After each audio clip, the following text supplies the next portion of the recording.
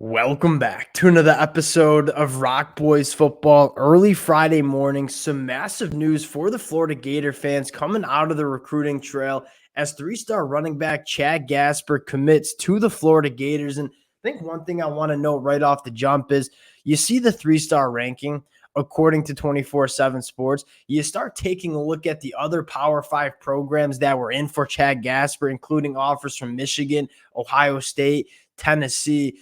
This is a running back that I don't think his ranking reflects what a lot of Power 5 programs think of Chad Gasper. And I think more importantly, this is one of those running backs that you don't have many questions about him translating to the SEC level. And why I want to point that out is we watch a lot of film on a lot of different running backs. And one of the things we see a lot is running backs dancing in the backfield, going east and west. And although that works at the high school level when you are the premier athlete on the football field, when you're translating to the college football level, especially in the SEC, that east and west, that dancing normally does not translate. And you see a lot of running backs really experience some growing pains working up from the high school to the collegiate level. You take a look at the film of Chad Gasper, and although not necessarily the flashiest highlights on his film, he is a no-nonsense running back that is decisive. He wants to get downhill. He runs behind his pads at 5'10", 200. He is a load to bring down, and you see that when he's dealing with contact. He is extremely physical as a running back. I really like this commitment, want to get into the film, talk about what he brings to this Florida offense. Before we do, and as always, just want to say thank you to you guys. Many of y'all know I love talking the recruiting trail. We are getting into recruiting season with official visits. We're going to see commitments. If y'all do enjoy the content, consider subscribing to the channel. I appreciate you guys more than you know for rocking with the fellas.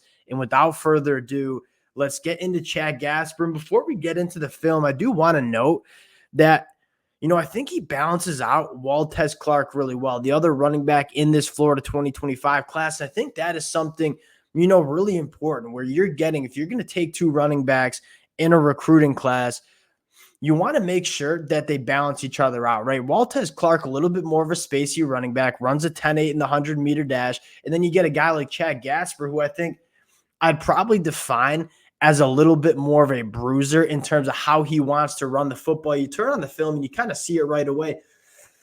Excuse me. And again, I think it's worth noting that this is not necessarily the flashiest film that you're going to see from Chad Gasper, but he's a guy that you got to appreciate the no-nonsense approach, right?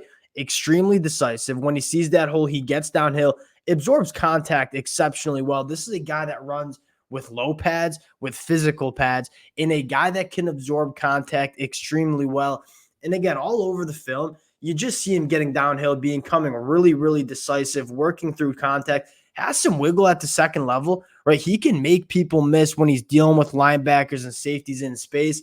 You get to see a little pass catching chops too, which is something that is becoming increasingly rare with running backs coming from the high school level. You don't see a lot of running backs show those pass catching chops. You see Chad Gasper, lining up as a slot wide receiver, again, very smooth in the open space, can routinely make people miss. Again, he's not the fastest running back you'll ever see running in a straight line, but you talk about the short area twitch, the ability to change direction.